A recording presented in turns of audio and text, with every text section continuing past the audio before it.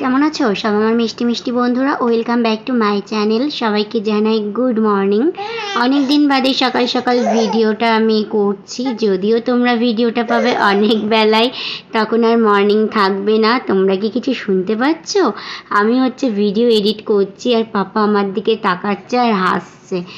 তো কদিন পরেই একটা অনুষ্ঠান হতে চলেছে বাড়িতে, তো সেটা নিশ্চয়ই তোমরা বুঝতেই পেরেছো কি হতে চলেছে। হ্যাঁ, ঠিকই গেস করেছো, পাপার অন্নপ্রাশন।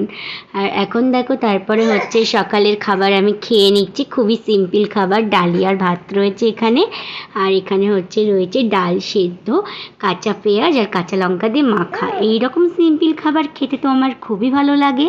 তোমাদের কেমন লাগে সেটাও কিন্তু আমাকে কমেন্টে জানিও। খাওয়া দাওয়া করার পর আমি স্নান করে নিয়েছিলাম, পাপাকে স্নান করালাম, তারপরে পড়েছিলাম একটুখানি আমি আর পাপা দুজন মিলে ঘুমিয়ে। এখন উঠলাম আর লাঞ্চ করার টাইমও হয়ে গেছে। আমি আমার টাকটা তোমাদেরকে দেখাচ্ছি। যেহেতু আমার শরীর খারাপ, সেই প্রবলেমের জন্য প্রচুর মেডিসিন নিতে হয়, সেই কারণে তো হেয়ার ফল হয়ই। আর এগুলো পাপা আমাকে টাকলা করে দিয়েছে, সামনের চুলগুলো ছিঁড়ে ছিঁড়ে, সেটাই দেখালাম। আজকে লাঞ্চের মেনু খুবই সিম্পল রয়েছিল। মাছ, আমি মাছ নিইনি, আর যদি থাকে চিকেন তাহলে কি আর মাছ খায় আমার মতো চিকেন লাভার। এই দেখো, এখানে কষা কষা আলু দিয়ে খেয়ে নিচ্ছি। একবার ভাবি না আমি এগুলো খাবো না, আমার খুব কষ্ট লাগে, কিন্তু পরক্ষণই না ওই যে সেই লোভটা লাগে, খেয়ে ফেলি। তারপরে খাওয়া দাওয়ার পর অনেকক্ষণ রেস্ট নিয়েছি। এখন হয়ে গেছে বিকেল, আর এই টাইমটা আমার পাপাকে নিয়ে একটু খেলা করার টাইম, এখানে বসে বসে। তো পাপাকে নিয়ে আমি এখন খেলছি, আর ও বাইরে এভাবে বসতে খুবই মজা পায়। এতক্ষণ হাসছিল, খেলছিল, আর যেই দেখেছে যে ক্যামেরা অন, সেই কিন্তু দেখো চুপ হয়ে গেছে, আর একটা কথাও বলবে না। এখন একটু কাজ রয়েছে, মানে এটা ওটা কেনাকাটা, কারণ রয়েছে বাড়িতে অনুষ্ঠান। তো কী অনুষ্ঠান হবে সেটা নিশ্চয়ই তোমরা গেস করতে পেরেছো। কারা কারা পেরেছো এক্ষুনি কমেন্টে আগে জানাও, আর যারা যারা পারোনি সেটাও কিন্তু জানাও। হ্যাঁ, ঠিকই ধরেছো, যারা যারা গেস করতে পেরেছো পাপার অন্নপ্রাশন, ঠিকই ভেবেছো তোমরা। আর কি বলো তো, তোমরা না কেউ কিন্তু কমেন্ট করো না, করো হাতে গোনা কয়েকজন। তো তারা আমাকে এক দুদিন বাদে বাদে এক একটা ভিডিওতে কিন্তু আমাকে প্রায় তোমরা কমেন্ট করো। তোমাদের সবাইকে অনেক ভালোবাসা, আমাকে এত মিষ্টি মিষ্টি কমেন্ট করার জন্য, এত ভালোবাসা দেওয়ার জন্য। আমার তো খুবই ভালো লাগে।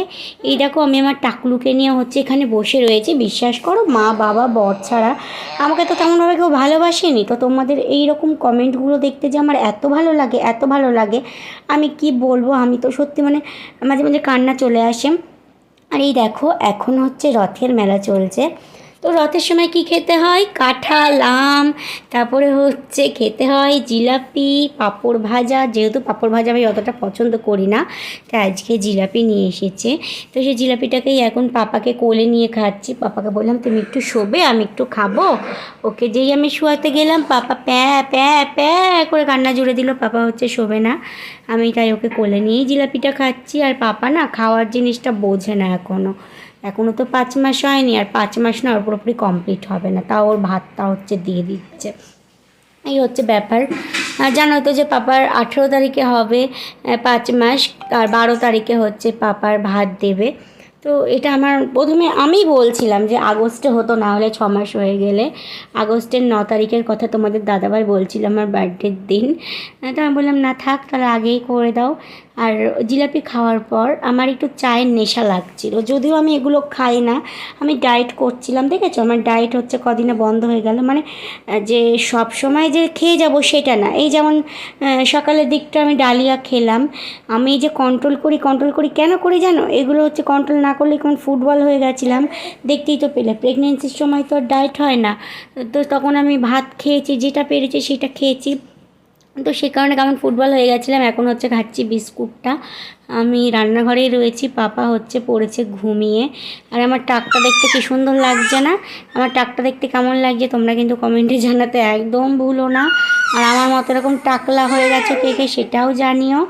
আর পাপা সারাদিন মানে কোলে কোলে থাকে, ওকে নিয়েই আমার টাইমটা চলে যায়। তাহলে ভিডিওটা এতটুকুই, ভালো লাগলে একটা লাইক করে দিও। বা